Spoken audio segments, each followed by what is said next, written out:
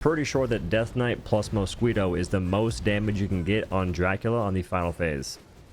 2300 damage is insane. Howdy and hello, I'm OhDough. Hope you're doing good. I'm a big fan of Unholy spells, so I figured why not face the top 4 bosses in V-Rising using only Unholy spells and a scythe that makes skeletons. First up, we have Solarus the Immaculate, tossing out Corrupted Skulls, which has 2 coils, which makes 2 skeletons. Ward of the Damned. On recast, you over shield, over health your skeletons, making them live longer, kind of. It'd be crazy if Ward of the Damned also had the ability to give them a lifetime re-up and the over health. That'd be wicked. But we don't have that, so we make do. And I'm also trying to absorb the bubble bubbles he tosses out, make him a bubble boy. He bubbled up, toss out that freaking personal Gibby Dome. Now we're trying to burst down the Divine Angel. That's what I believe you're supposed to do. This fight mechanics, just avoid the stuff on the ground, get him low, get it low, and then we'll see what happens. I do be getting mopped up a little bit by the Divine Angel. They have some moves that I'm not too privy to. Fought them twice in the past 2 years. Been a long time since I played the game. It's a fun time though. Now he stays in that bubble for a while. He's just trying to measure what's happening on the outside. Divine Angel, Fallen Angel now. If I had a potion to re-up my freaking ultimate, I would do so much work here, brother. Sheesh, but I don't. And I was doing so well on the HP. Still am, actually. I'm basically full.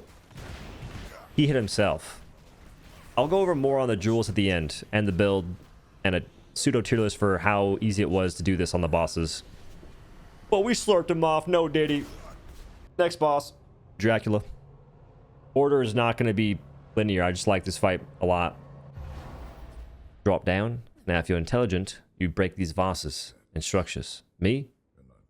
I have 50% of my IQ, so I only broke half. You scythe down the first 2 or 1, and you bow the others. Because if you walk past these 2 front pillars, you trigger fight. Look above my axe ability. Once you see that icon pop up, that's combat. So it's right before the 2 front pillars pop out. I pop my ultimate, and I got skeletons slacking off on the job. What are y'all doing, brother? You're the spellcasters. You guys can live. Be freaking hang from Narnia. That's a move that you have to iframe. When he jumps at you and hits you with a freaking long slam sword, that's tough. Now here, my goal is to make skeletons that act as body blocks. I don't care if they live. And I'm also going to iframe this move.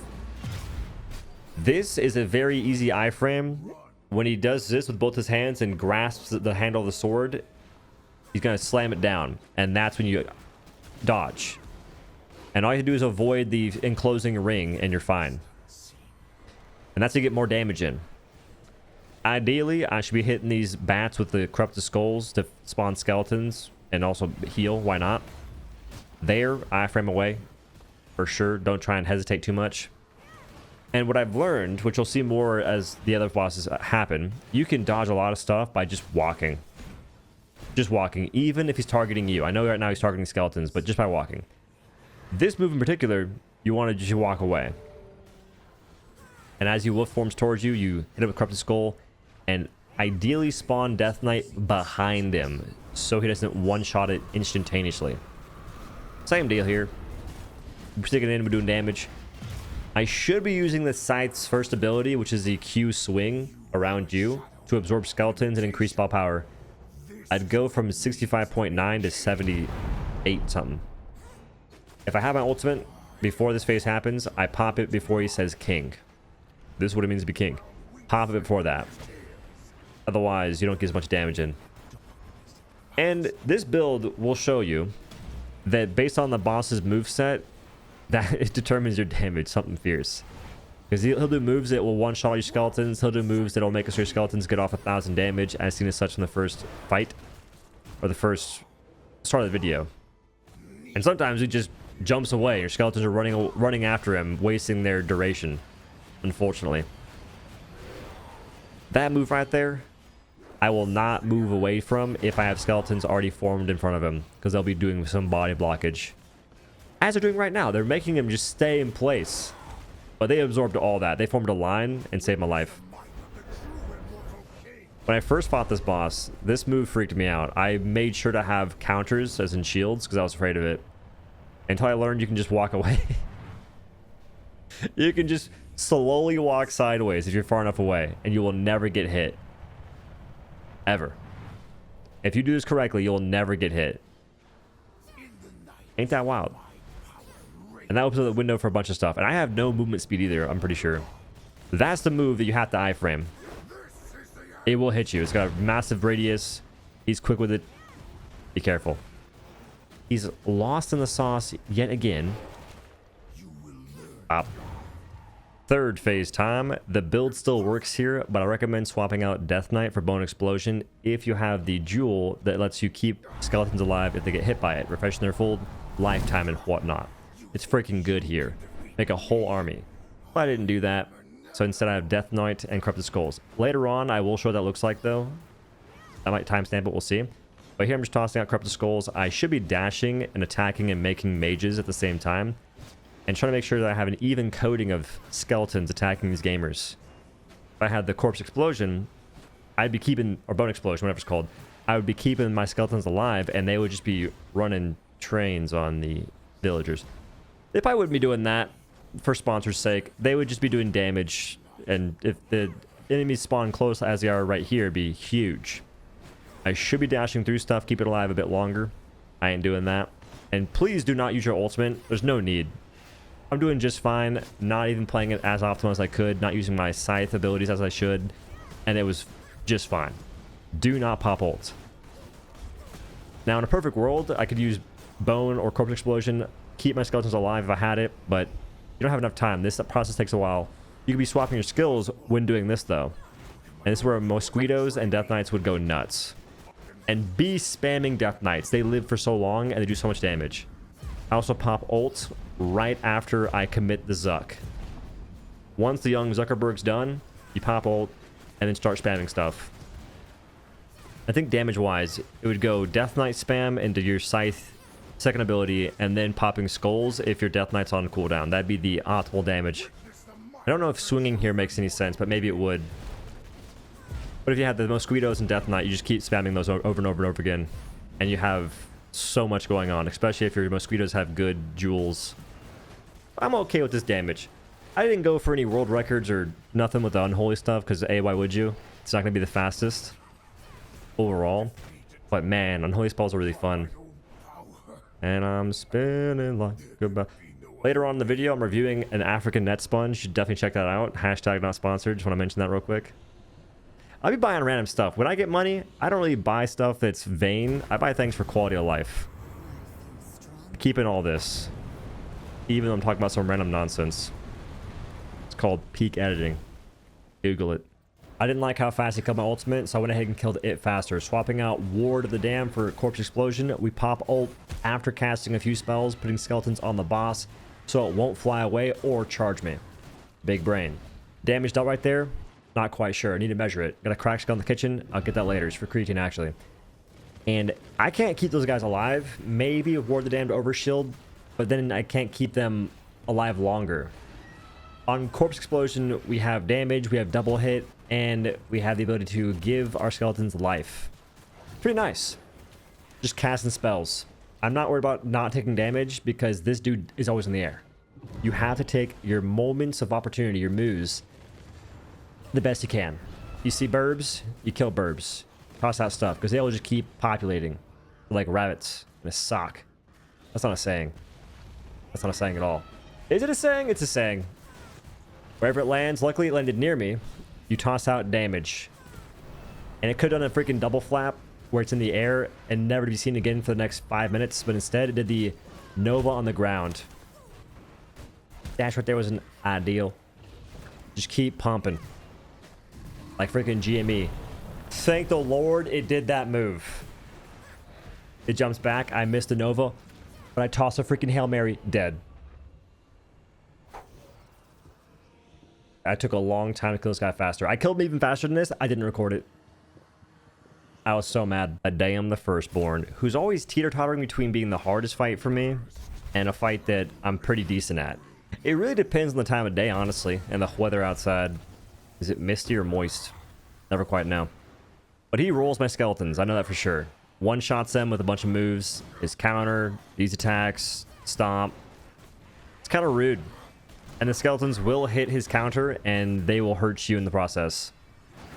To sidestep his moves, when he first casts that triple trimmer move, I walk left, then right, and then pick a direction. I try and make it so he doesn't turn and hit my skeletons when I'm thinking about it, but I don't think about it too much. You can walk backwards from the grab pretty often. It just depends. And for that counter move, I can't remember if you can damage him with your AoE spell, but I know you shouldn't be tossing your Scythe second ability into it. The spinny move, don't toss it into that bubble. You hurt yourself. Oh, this is where I messed up like a dent. I just barely have low enough damage to not break those in a single Q and... What? A single Q and 2 strikes. I think I'm dodging pretty well here. He has a gun lance move. He has a gun lance move from Monster Hunter where he will charge at you. Wait, gun lance from Monster Hunter, and who's the tank? Not tank, but who's the gun guys from Lost Ark? Same move basically, but he'll freaking jump at you, pierce you, and put you on the gun skewer, and electrocute you. It's messed up. When he charges at you, like with his sword out, hand out thing, just dodge. Luckily, he avoided that. Ult-wise, it's not... You can get much more damage off on him. It's tough, though. Ideally, you have him pop that bubble first thing. If he pops the bubble first when he goes in this phase, you're cooking with Crisco. Because then you can pop ultimate, and he'll be casting this move, and your skeleton's going to do big work while you run away from him. You lure that giant AoE away. And we're just sidestepping everything. We hit that barely. W. Avoid that barely. And he's down. That's a pretty clean. We got hit a little bit, but not much. I would take that as a respectable kill. Nice. Abilities and jewels breakdown. Veil of Bones is the dash, obviously. Corrupted Skulls is a mainstay in the build for every single fight I did. Ward of the Damned was occasionally used based on the fight, and Death Knight was the only other option that I rocked. After killing every boss, I juiced up my jewels and used Bone Explosion. Turns out, it's insane. Bone Explosion is far better on some fights than what I was using before, especially on the Winged Horror and Adam the First. Bone Explosion plus Corrupted Skull is what I recommend. And as far as the jewel goes, it changed a little bit, but I think having the Double Nova is huge. Healing skeletons is good for certain aspects, and cooldown or damage. Now, jewels is a big part of this. For the dash, I have heal allied skeletons while dashing through them. I didn't always get to use that the way I want to, but on certain fights, it's huge. And striking an enemy summons a skeleton mage over a warrior. Mages live longer most of the time.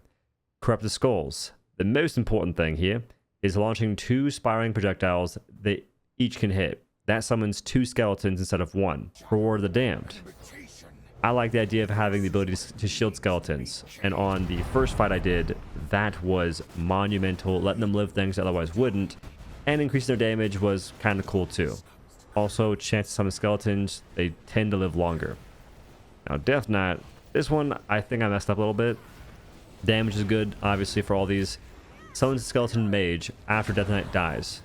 That's good. You just get 2 skeletons for the price of 1.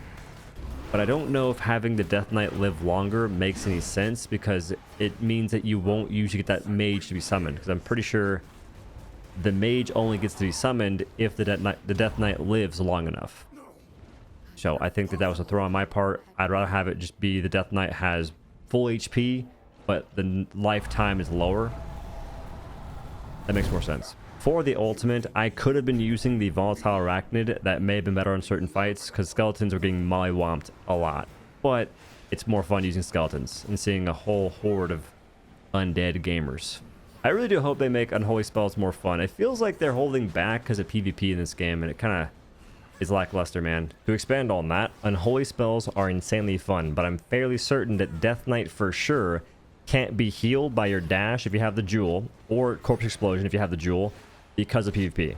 If you could, it would be another person fighting in PvP, And that wouldn't feel very fun to just get ran down by someone who's constantly healing an NPC that's swinging on you. But for PvE, that doesn't feel very good. And Death Knight is the thing that has more HP than skeletons, and you can't keep it alive. And it gets one-shot by most mobs regardless at the higher levels. The base skeletons get one-shot by even more stuff. There's very few spells that skeletons can live, even if you overshield them by 120% of max spell power that you have. That's wild. It just makes it so versus the bosses, Unholy doesn't feel the greatest to use. Not even close to it. And I'm not looking for best in slot. I'm not looking for it to be meta. I just kind of wish there's more things you could do to interact with stuff. Honestly, ideally, we would get access to one more spell, but that probably won't happen because of PvP. It's hard to balance PvP. The PvE wouldn't be so bad to balance if you had more spells. All you have to do is make it so the bosses have more HP, they hit harder, and it's another difficulty, per se. Also, that's my gear. Just had maxed out Dracula, no soul shard equipped, and I had a legendary weapon, which I got one by killing Coral Ring. Anyway, thanks for watching. Have a good day. Peace. Welcome back to African Net Sponge Review. I'm your host, OhDough Douglas. Here we have two sponges from different companies. This is from Bellanami, made in Nigeria, as far as I know. This is from Best, made in China. Not quite sure which is more authentic. Bellanami. This one's way better. You see how one's very springy? The Bellanami springy. This is just freaking doing the same motion, nothing happens. It's so stiff. I think that matters. The knots are more defined. You have a giant pocket for your hand. Use it as a glove of sorts. You can wrap around and shimmy on your back like this. I wouldn't say it's the most effective for that method, but the way I use my loofah, this is better. Truth be told. My loofah, I grab like that, and so I don't have the reach. I would have my fingertips being straight in the glove formation. And this is machine washable. Should last you up to 2 years. I figured it's nice. I had to get a new loofah anyways, because mine was on its last leg. And I just been hearing things such as loofahs hold bacteria, and this seems like it has more breathability based on what it does. So hopefully it don't hold bacteria like that.